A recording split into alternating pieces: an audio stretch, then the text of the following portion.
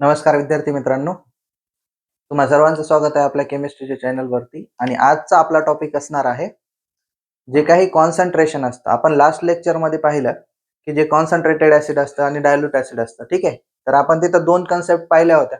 एक सोल्यूट असतं, दुसरं सॉल्व्हंट असतं. करेक्ट आहे. तर मग आता हे जे सोल्यूट असतं आणि जे सॉल्व्हंट असतं ते किती प्रमाणात प्रेझेंट असतं. ठीक आहे, म्हणजे माझ्याकडे काही वॉटर आहे, ठीक आहे, आणि दुसरं एक एक्झाम्पल घ्या, आपलं जे सॉल्ट आहे घरचं, आहे की नाही, ते जे सॉल्ट आहे वॉटर मध्ये टाकत आहोत, आहे की नाही, काहीतरी प्रपोर्शन असेल बेटा त्या सॉल्टचं वॉटर मध्ये, आहे की नाही. म्हणजे मी जर 1 लिटर वॉटर घेत आहे की नाही, आणि याच्यामध्ये काय 50 ग्राम मीठ टाकत आहे, याचं काहीतरी कॉन्सन्ट्रेशन असेल ना, आहे की नाही. म्हणजे त्या पूर्ण सोल्युशन मध्ये, आहे की नाही, ते जे सॉल्ट आहे त्याचं प्रपोर्शन काय आहे त्याला आपण काय म्हणतो, कॉन्सन्ट्रेशन म्हणत असतो. बरोबर आहे. त्याच्या काही टर्म्स आहेत. ठीक आहे, आता तुमच्या बुक मध्ये दिलेलं आहे, सगळ्यात महत्वाची जी आहे, ठीक आहे, त्याचं नाव आहे मोलॅरिटी, आणि ते होमी बाबा एक्झाम साठी खूप महत्वाचे आहे. बरोबर. तर मग आता आपण मोलॅरिटी समजून घेण्यासाठी महत्वाच्या काही गोष्टी आपल्याला माहित असाव्या लागतात, त्या आपण आधी पाहूया. बरोबर आहे. तर बघा, जी मोलॅरिटी असते, ठीक आहे, मोलॅरिटी, आता मोलॅरिटी माहित होण्यासाठी सगळ्यात पहिले आपल्याला मोल हा शब्द कळणं गरजेचं आहे. काय? मोल हा शब्द कळणं गरजेचं आहे. ठीक आहे, मोल हा शब्द कळणं गरजेचं आहे. आणि मोल कळण्यासाठी आपल्याला मॉलिक्युलर मास माहित असणं गरजेचं आहे. बरोबर आहे. म्हणजे हे समजण्यासाठी पण काय माहित पाहिजे, मास पाहिजे असतं आपल्याला. बरोबर, म्हणजे आपण कुठला सबस्टन्स ऍड करत आहोत. ठीक आहे, तर मग आता मोल म्हणजे काय असतं बघा, ही एक क्वांटिटी आहे. जसं की आपण काय म्हणतो, एका डझन मध्ये 12 केळं असतात. किती असतात? एका डझन मध्ये 12 केळं असतात. एका डझन मध्ये 12 वह्या असतात. अर्धा डझन मध्ये कसं 6 केळं किंवा 6 वह्या असतात. बरोबर आहे.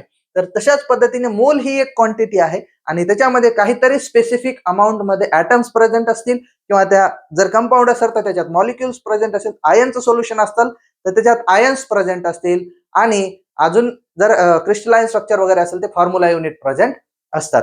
ठीक आहे, तर मग ही काय, जस्ट क्वांटिटी काय आहे, ही जस्ट एक क्वांटिटी आहे, दुसरं काहीच नाहीये. आता क्वांटिटी एक्झॅक्टली आहे काय बघा, तर ही जी क्वांटिटी आहे की नाही, वन मोल म्हणजे काय, ती क्वांटिटी आहे की नाही, मेजरेबल क्वांटिटी आहे. आणि याच्यामध्ये काय असतात, 6.022 इंटू 10⁻23 एवढे पार्टिकल्स प्रेझेंट असतील, एवढे ऍटम्स प्रेझेंट असतील, एवढे मॉलिक्युल्स प्रेझेंट असतील, एवढे एखाद्या एलिमेंट मध्ये इलेक्ट्रॉन प्रेझेंट असू शकतात. ठीक आहे, हे एक नंबर आहे की नाही, काय आहे, हा एक नंबर आहे.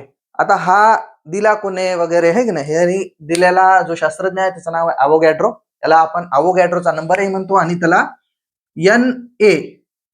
एन आणि त्याच्या जे सबस्क्रिप्ट असतं त्याच्या ठिकाणी आपण कॅपिटल ए लिहितो. ठीक आहे, त्याचा अर्थ असा होतो की अवोगॅड्रोस नंबर. ठीक आहे, एन ए म्हणजेच काय, मग 6.022 इंटू 10⁻23. मग हे काय असू शकतात, हे ऍटम्स असू शकतील.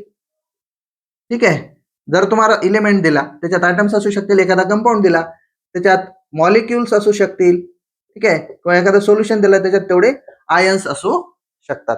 ठीक आहे, तर हे झाला मोल नंबर.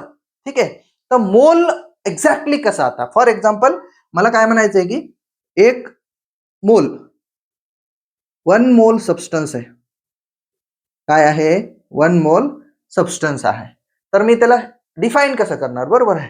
म्हणजेच त्याचा एक फॉर्म्युला आहे, किंवा मग त्याचा 1 मोल म्हणजे काय आहे, तर वर घेतो आपण गिव्हन वेट, ठीक आहे, आणि त्याच्या खाली येतं त्याचा आपण लिहितो मॉलिक्युलर मास.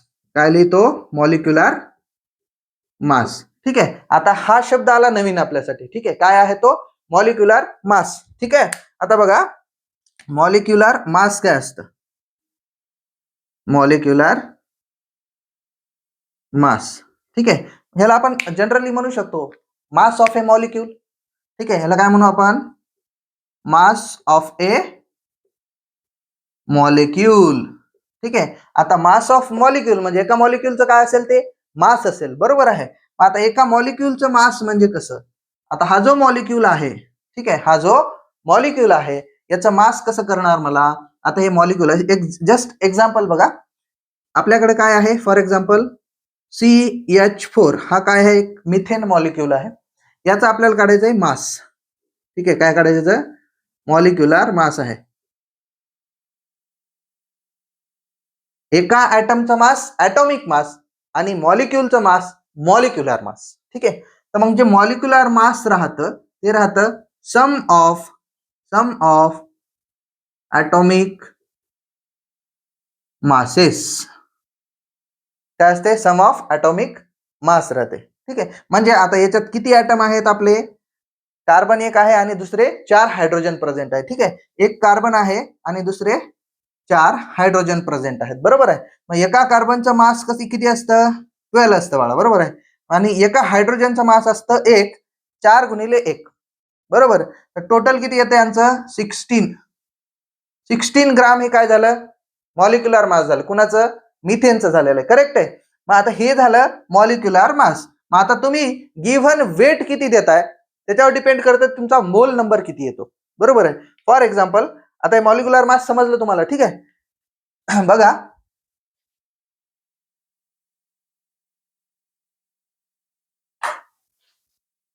फॉर एक्झाम्पल आपल्याकडं साधं आपलं जे NaCl आहे. ठीक आहे, NaCl. आता मी काय म्हणतो, हे NaCl तुम्हाला गिव्हन वेट आहे त्याचं 58.5 ग्राम. किती आहे, 58.5 ग्राम तुम्हाला सॉल्ट दिलेला आहे. हे NaCl म्हणजे आपलं टेबल सॉल्ट असतं, जे आपण घरी यूज करतो ते पण NaClच असतं. ठीक आहे, तर आता गिव्हन वेट किती आहे तुमचं, 58.5 ग्रॅम्स आहे. तर given weight 58.5 grams divide by याचा मॉलिक्युलर मास कसं काढणार. ठीक आहे, याचा मॉलिक्युलर मास कसं काढणार. आता सोडियमचा मास येतं बाळा 23 प्लस Clचं किती येतं मास 35.5. ठीक आहे, आणि यांची सम येते 58.5 ग्रॅम्स. ठीक आहे, मग आता मला सांगा मॉलिक्युलर मास पण तेवढंच आहे, गिव्हन दिलेलं वेट पण तेवढंच आहे. मग आपण पुट करू व्हॅल्यूज 58.5. तर टोटल याचं जर डिव्हिजन केलं आपण, याचा भागाकार जर केला तर आपल्याला व्हॅल्यू भेटते 1.